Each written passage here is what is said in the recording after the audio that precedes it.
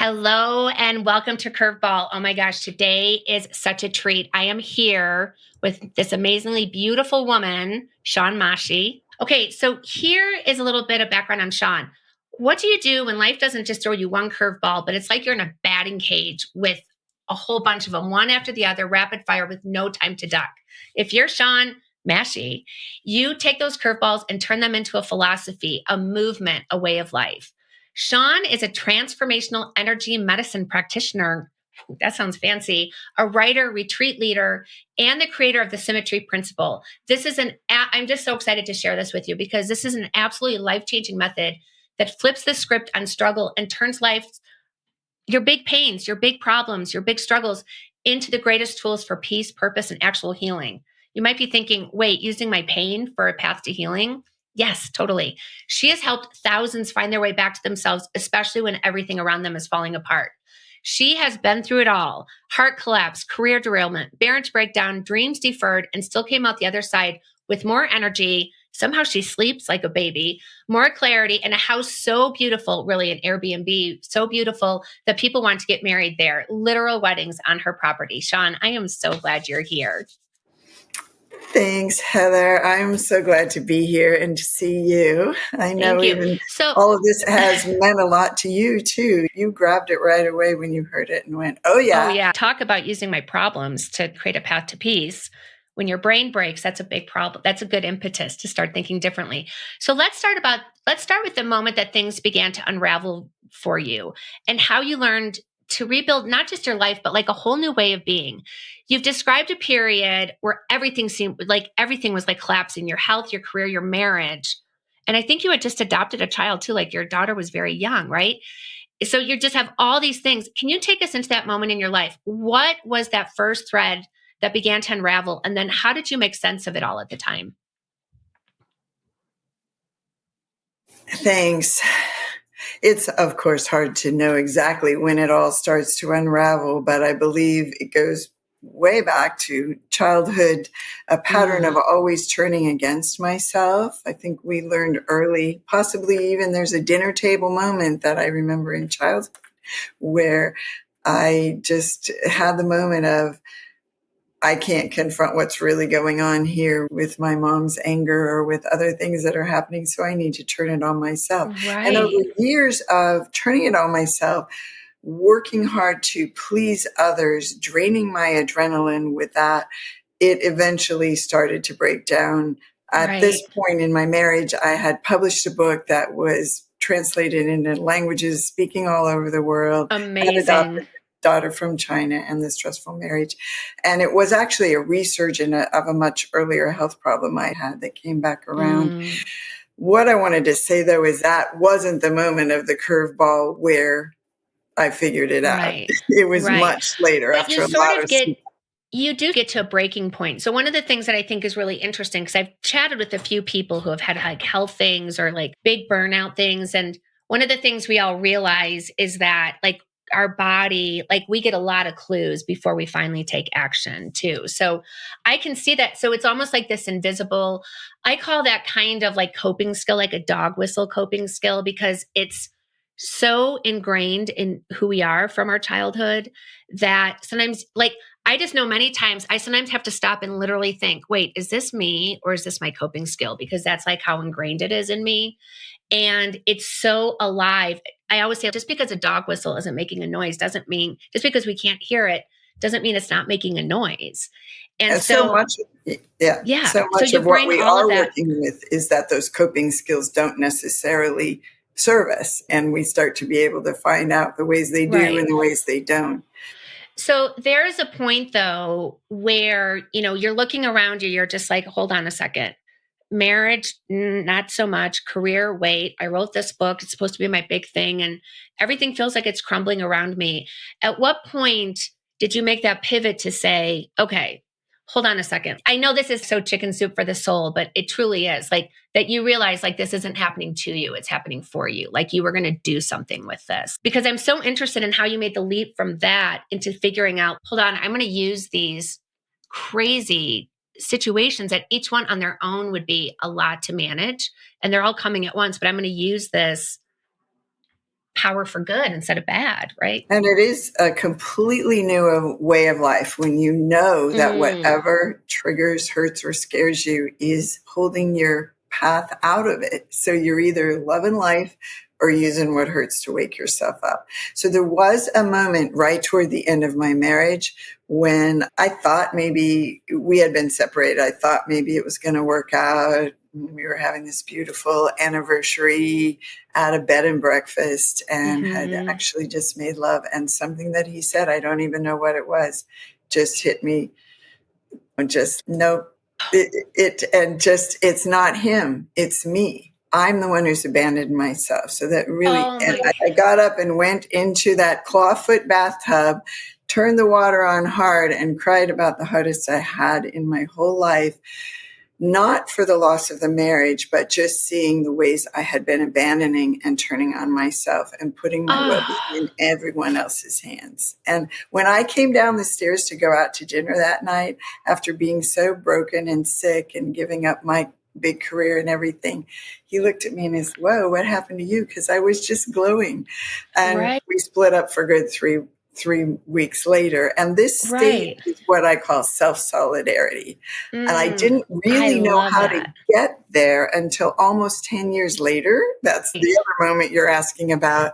But I had a glimpse of it where I knew I was the hero I had been waiting for, that I couldn't keep putting my well-being in the hands of others, particularly a one-on-one codependent type relationship. And that is absolutely the most beautiful story. Like, it just must have been, some people call those cries ugly cries. And I'm like, those cries are never ugly. They are so cathartic and so beautiful and just so intense. It's almost like your body is in labor in a way. Like, I think about when I was in labor with my daughter, when you're really in that state, it's like your body's like really taking over and releasing all that energy. What's interesting about that smile when I came down the steps, it was the very next week that my daughter learned she could pull herself to standing in her crib. And I was there for the first time where I framed the pictures because it was like for the first time I was got, okay, it's not them. It's me. After a lifetime of codependence, I saw it. But I still didn't know how to systematically get there, which is what I teach now. Yeah, you call that the symmetry principle, right? And I just think it's the coolest thing. And I know that you've done some like mini coaching sessions with me that have been so powerful because sometimes like I really pay attention to how people talk about themselves when they're going to change. And we use really aggressive language with ourselves. Like one of my mentors was like, oh yeah, and if I don't do this, you can call me and jump down my throat and tell me. And I'm like, why would anyone do that? Or you can just say, kick me in the ass and just tell me what to do. Or we're very like aggressive with ourselves. So I love how tender this practice is, but that it just seems like the greatest irony because pain and peace are like opposites, right? But they're part of the same equation. So this principle, tell me how this came to life for you. Because you said you spent 10 years like really trying to perfect it. Or I guess develop it to a way that you could teach it. And then what does it look like when someone begins to live by it? First of all, what you're talking about, that black and white, we're able to close the polarities on that. So this is based on the idea that whenever you're suffering emotionally or otherwise, it boils down to what you're believing. And yet this is not just about positivity and affirming over it. It's like you're over here believing this is the way it is. I need them too. And then not only do you witness what that does to you, but to believe that thought. And this part is based on the work of Byron Katie. So even though for those 10 years, I did every kind of internal, external, Western, Eastern, Ayurvedic, yoga, 12-step programs, all of it. And when I saw that one thing, that it's the thinking and affirming over the thinking, meditating, none of it worked for me.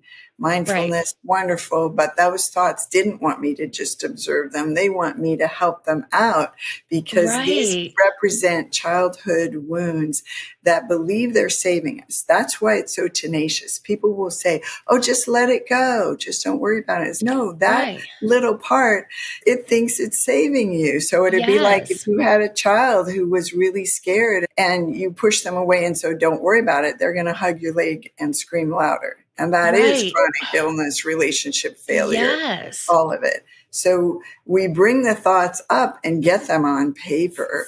And Right. so many spiritual traditions will say, don't judge. No, you've got to stop judging and having expectations. But no, they're really there. So we get Right. them on paper where you can then question them one at a time. Oh my goodness, when that was happening, I was believing this. And what's the Right. cost to you of believing that? How do you react? Then you turn it so that this part is based on the work of Byron Katie. Living in Symmetry uses both the work of Byron Mm. Katie and my wheel of Right. self-forgiveness. So anyway, you're over here believing that polarity and you find, oh, that thought is as true or truer than that thought. And your mind just says, okay, I don't know what's going on here, which is more Right. true. And you come back to Yes. the middle. Just Right. curiosity might be the highest form of love is, oh, what's really happening here? What's I going to love happen next? you I use my always say, favorite word. Yeah. free fall into life and let love catch you. It always will. You just don't get to Yes. decide what love looks like. Love can Right.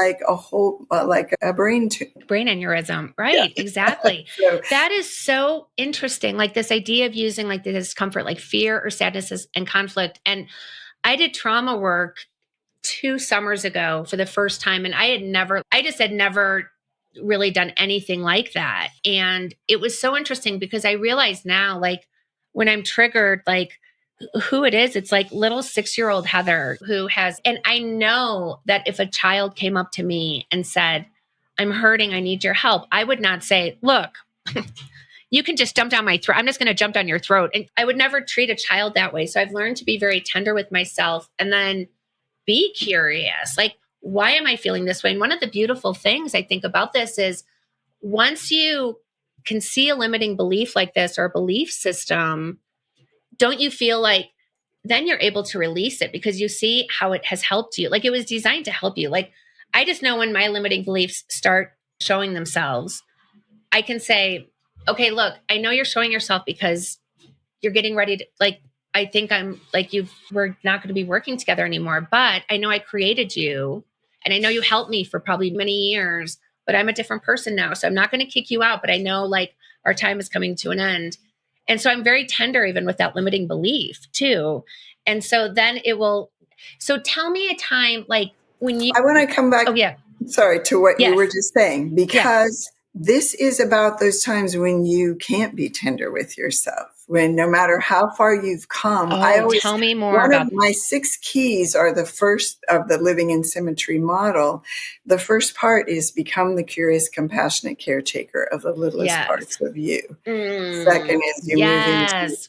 observe the operation and open to the opposite. And there's the whole series you go through. And at the end, though, is enjoy your evolution and embrace its edge. You've moved into this bigger container, a higher level of energy, love functioning. Right. Yet the edge of that, you'll keep running into the edge of your evolution. Yes. And you go, oh, bummer, I'm back there again. Is no, it's the other way Yes. around. You go, I'm going to embrace that edge. You go, I've got a live one here. Yeah. I love that. Yeah. As much as I've tried to be tender with myself, some of that's just a party line and it's not real for me yet. Oh, So right. Okay. this is so much about whether it's about judging others or feeling like you're a victim of their choices and behaviors or Right. judging yourself, that we Right. take what hurts, what triggers you now. So all the big theoretical things and the following a program doesn't work as well as saying,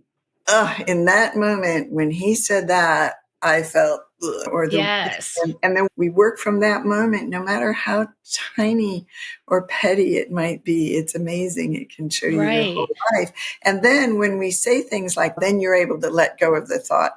It's like, in some ways, we're not ever in charge of the thinking. It's Right. one of the ways we can find our own innocence is that we didn't create the thought that is sending us down the path that's Yes. working.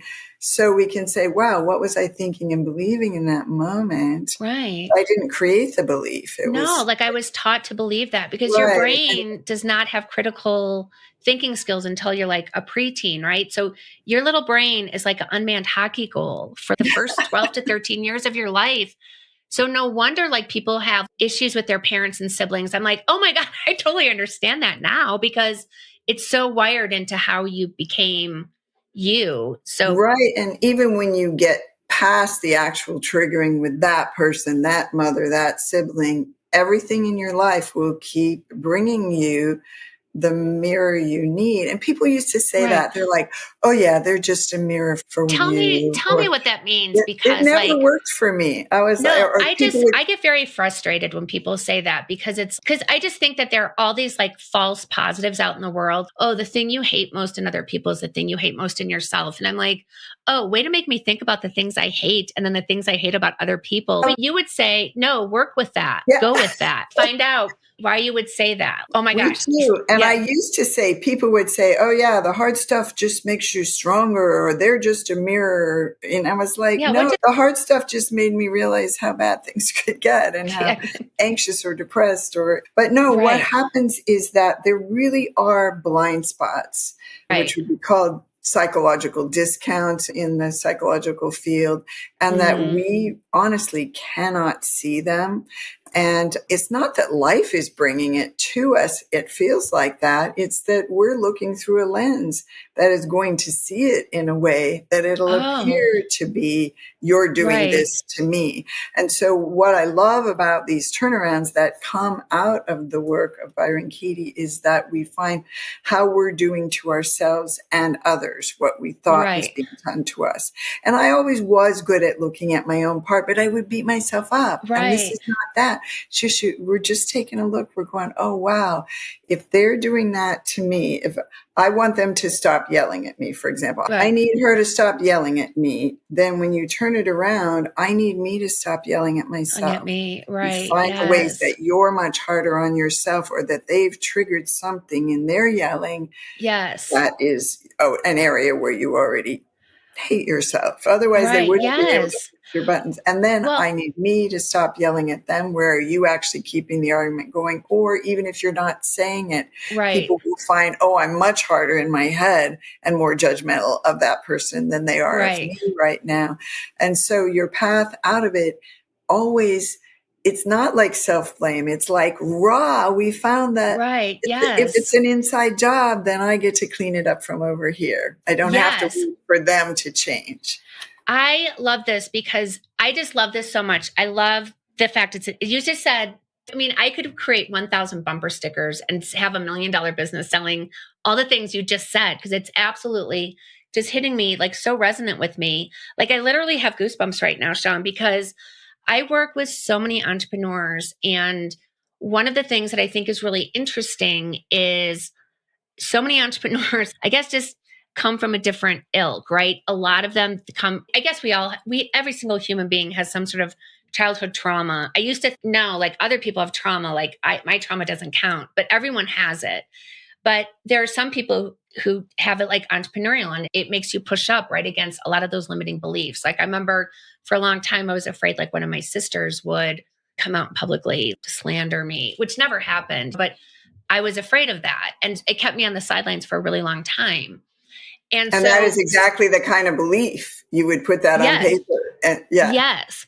And what was so interesting is I remember once you really helped me. I was working with this coach who was like we just had this like I felt like I was not being seen. And I remember you told me, you were just like, I said, you were like, what do you feel like? I'm like, I feel like she doesn't care. She doesn't see me. And you were like, I need to see myself. Like it was really powerful. And I remember being like almost on the verge of tears talking to you and then just feeling, oh no, so full of love for myself. So a lot of entrepreneurs that I work with will say it's hard for me to get out there because I had this childhood trauma. And I don't want to say they hide behind their trauma, but their trauma sometimes is like a really convenient, oh, it's hard for me. And so it keeps them on the side. I call it like a sideline or like that belief keeps them on a sideline. So what is your take on that? When someone is really, they want to get out there, they want to share their voice, they want to share their thing, but they're just like afraid because of that, because it's a trigger, because of course it is. Yeah, it really is such a different world once you're living in symmetry, which is what I call this practice. Mm-hmm. Of both, we haven't even talked about the self-forgiveness, No, that's self-solidarity next. side Like of it that. Yeah. yet.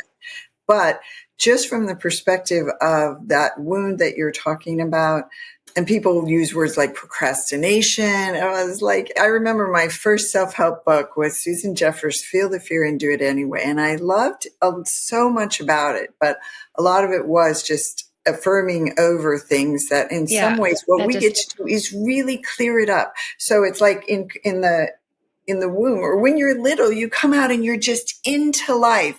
And if you need something, you just cry and you're not worried about whether or not you're hurting somebody else's feelings. And then you're right back to you're learning, you're growing. And then something happens where you're not getting a need met and you go, something's wrong with me. I need to do this. I need to be that. Right. And then the way mind learns to deal with that is the shame, blame polarity. So it's your fault, it's my fault, it's your fault. And they are literally the flip side of the same coin. So as we do this work, we come back to the middle. So in what you were talking about, they might blame themselves for not being able to get out there, or they might blame something else like their childhood trauma. But ultimately, it's more like feel the fear and take care of it instead of feel the fear and do it anyway. You really get to neutralize the belief. It's kind of I do sign language. It would be this complete letting go. And this is letting go in sign language. Yeah. Oh my God, I love that. I love that. And so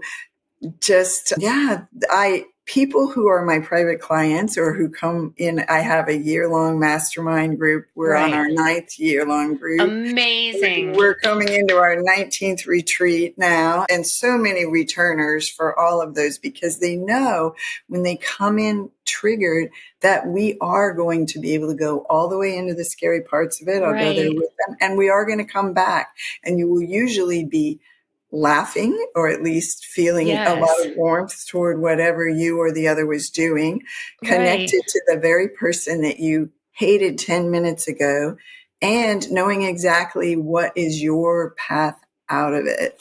So, I would say that for those, we could really get those fears or triggers about putting themselves out there. And even in one session, let it go. And it's not like then you're affirming over and I'm doing this and I'm saying it to myself. It's no, people will say, wow, I just show up differently. My husband yelled at me and I didn't defend. And defensiveness is a big gold mine. We use that a lot. Anytime you feel a need to defend, that's really shining a light on a part of you that feels that's so tender. I always think like the bigger the protector, like that, like the bigger the defensiveness, or the bigger that I call that a protector, like the more tender the thing you're protecting too. That is, so I do want to talk about the wheel of self-forgiveness, because you have this whole concept called regret hell, which I think is also just, especially someone who's been like on a spiritual journey. Like I started my business because I was a completely burnt out executive and I got fired from my job. And thankfully the company that fired me hired me as a full-time consultant. So and paid me what I was making. Like it was really an incredible thing. And people were like, how could someone fire you and then hire you as a consultant? That makes no sense. And I was like, because I was great at the work and I was not great at the relationships back then. And so and there are times, oh my God, talk about 3 a.m. insomnia, where I just have a thought where I know I was bad to people. Like I know I am a words person. I would use my words to wound.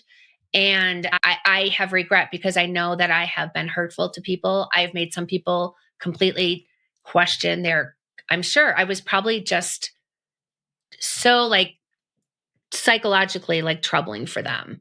And so I know what that feels like to live in that regret. And then it took me, there's still times like I'll come up and I'll be like, oh, Heather. And I know who that Heather was. Like I know it was a different version of myself, but I'm so interested in learning more about the wheel of self-forgiveness, because you have that constant inner critic. What makes that wheel how do you talk to a little bit about regret hell, and then how the wheel of self-forgiveness is so transformative and what changes when people use it? Yeah, thank you. For me, it really is my gift to the world, because it was my gift to myself. I honestly, all my years of inner work, psychological study, counseling, spiritual seeking, no one could teach me how to stop beating myself up. I was really merciless that just Yes. after any conversation or leaving a meeting, or when some of the things that trigger regret is, oh, it didn't go the way you thought it was going to go, or you turned this way and then there's traffic. I literally grew up in a household where we believed in the concept of should have. We should have done Right. that. And so you realize should have is nothing. It's zero. It's air. It became a Right. dirty word for Yes. my daughter, but no one could teach me how to let it go. So the biggest concept, Mm. though, is going back. The wheel of self-forgiveness has changed my life and the life of so many who didn't know how, didn't even deserve, they believed, or didn't believe they deserved forgiveness to Right. start with.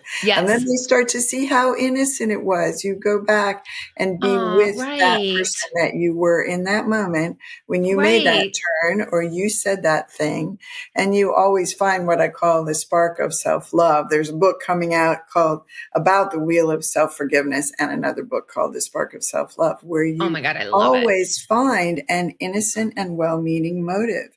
And Right. even if that motive is to take care of yourself or save yourself, who else's job is that? If you believe something bad is happening to you, Right. even if it's from your childhood wiring, then your motives were loving in firing back at that person. If from Right. the lens you were looking through, you believed you needed to do exactly what you did. So Right. instead of, I shouldn't have done that, you turn it around. I should Like have done it why? because Yeah, I did. I did. And It it happened the was way like, it happened for a yes, reason. for a reason. Like you made this is because you can look back on any decision you make and sit there and just have recrimination after recrimination.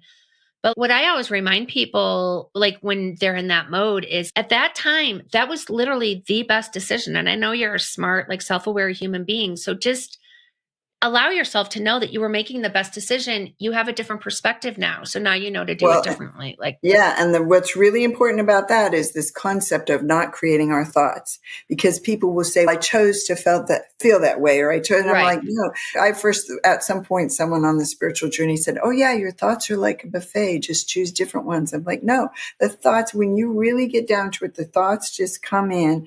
They're Yes. they come together. The stimulus in the environment with your inner programming and the way the neural Yes. networks are wired. So, given what you were believing, that's where the forgiveness lies. Given what I was Right. believing, I was doing the best I could.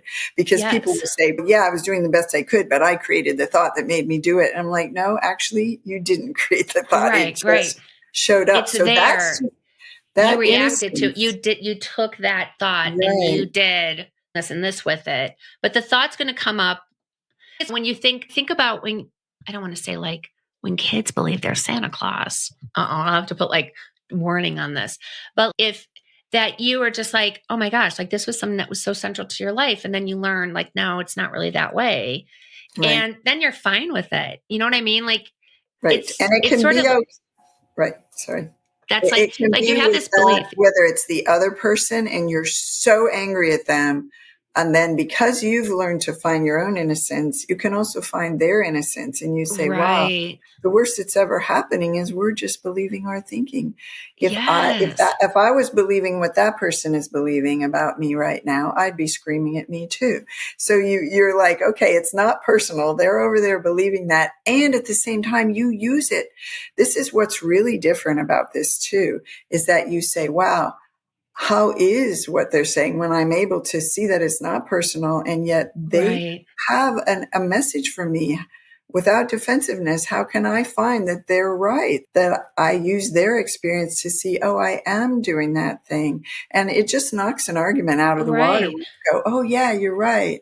I did do that. Thank you so much for letting me know. Right. There's nothing more disarming than when someone's ready for a fight and you're like, no, I agree with you. Like I'm on Yeah, your and side. no Yeah. matter how far you've come, if you're able to find your own innocence, and that's why the wheel of Mm, self-forgiveness, doesn't mean you're just going to say, fine, I'll do whatever I want and I know I can forgive myself. No, first of all, you want to act in more and more integrity, but you're also primed to do one of my little booklets called Happiness Hacks. There is the Wheel of Self-Forgiveness was the first one. One of them is called the Forgiveness Flip. One of them that's about forgiving others. One of them is called the All Out Amends Ladder, because when you have seen your own innocence, then you really can make a true amends. You don't need to go and beg them to forgive you. You're not tangled with them in any way.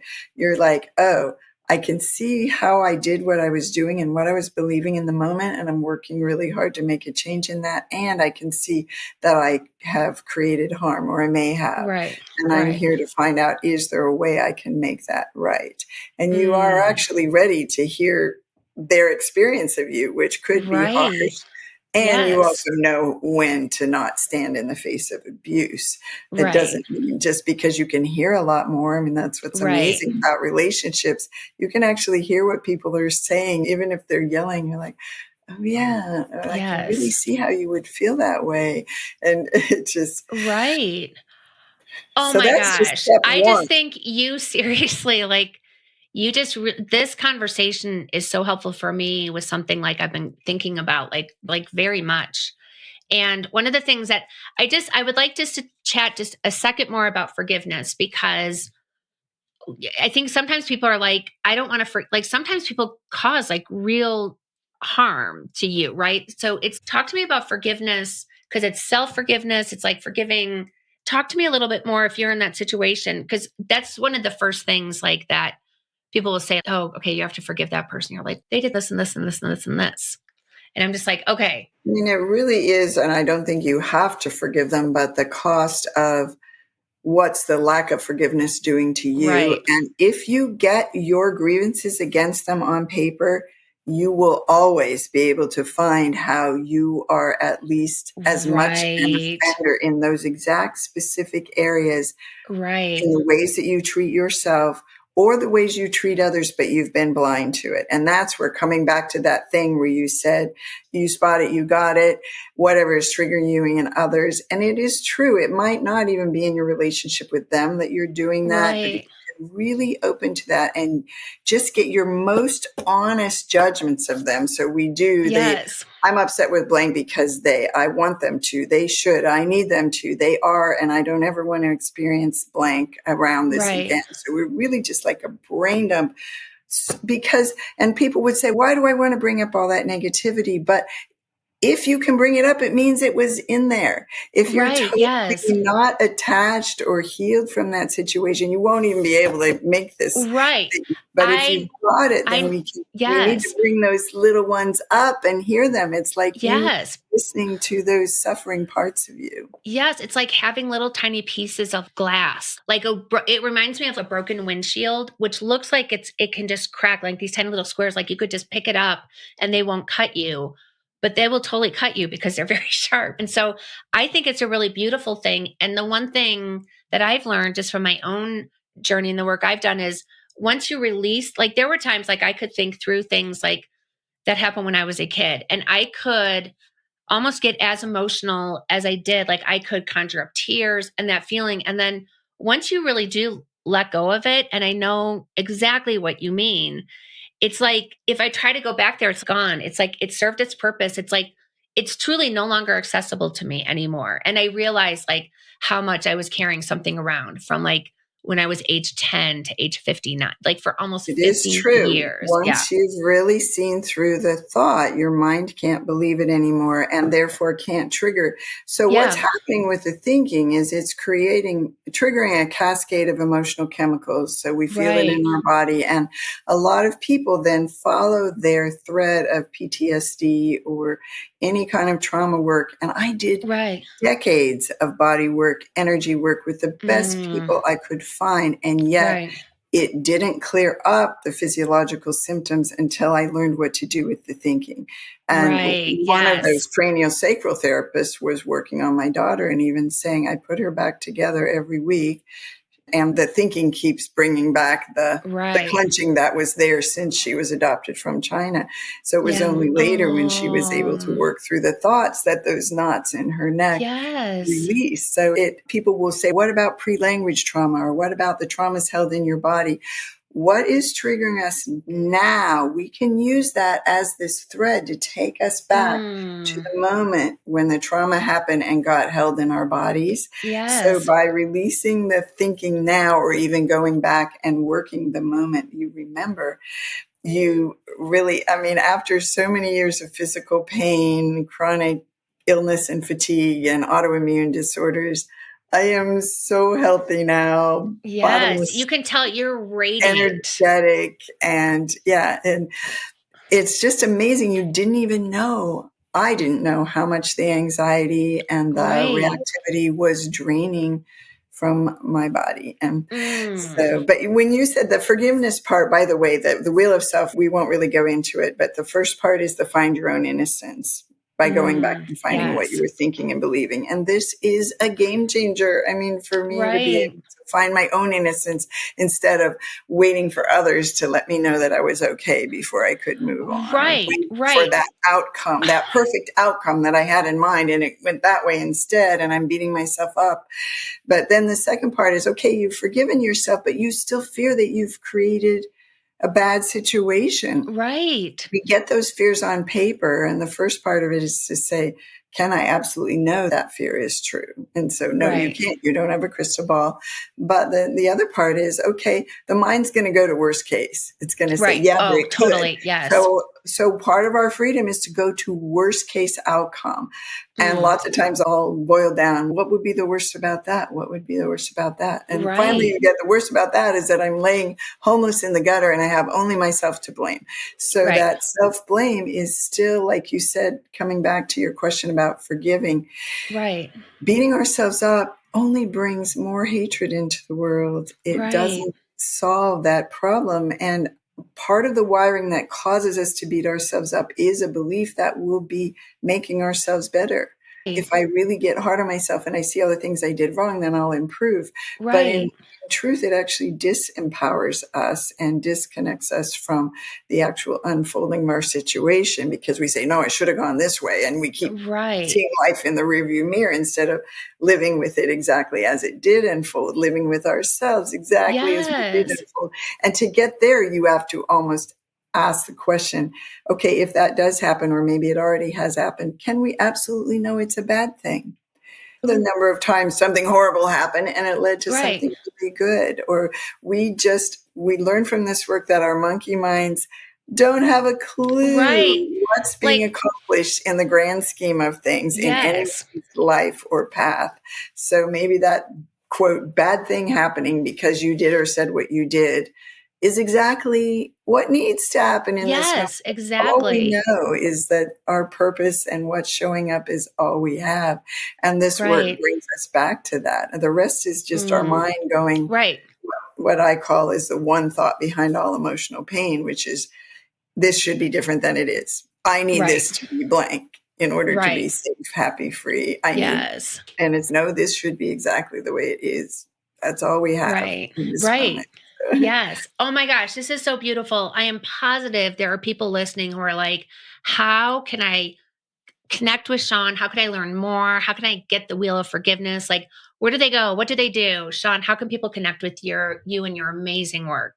If you have my name, we're between websites, but so the one of the website is Living in Symmetry, one's ShawnMahshie.com. But if you want to do ShawnMahshie.com, but we would also be happy to send out what I call one of my happiness hack flip books. I would love that. Yes. Escape the Prison of Your Thinking, which tells you the one thought behind all emotional pain and its 4 toxic traps. And it's just little diagrams of the 4 types of thinking where anytime you engage in them, you're going to be suffering.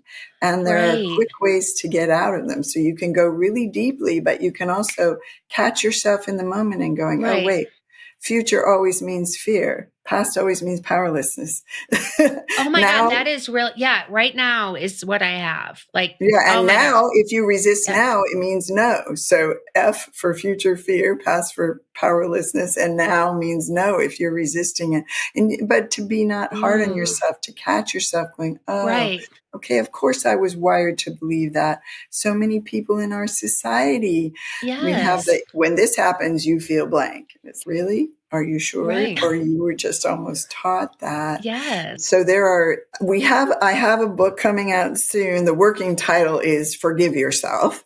And Love. the next one, The Spark of Self-Love, and ultimately a really big, almost textbook called The Self-Solidarity Solution. Because for Amazing. me, living in this state of self-advocacy that I call self-solidarity, Mm, always finally, after so many years being the one that knows how to find my own innocence, and instead of handing the baby off to yes. others, and I get Right. that Like a baby foster inside. family. Yeah, Yeah, exactly. right. We're not That's a waiting for beautiful that. analogy. Oh my gosh. Shawn Mahshie, thank you so much, first of all, for this beautiful work.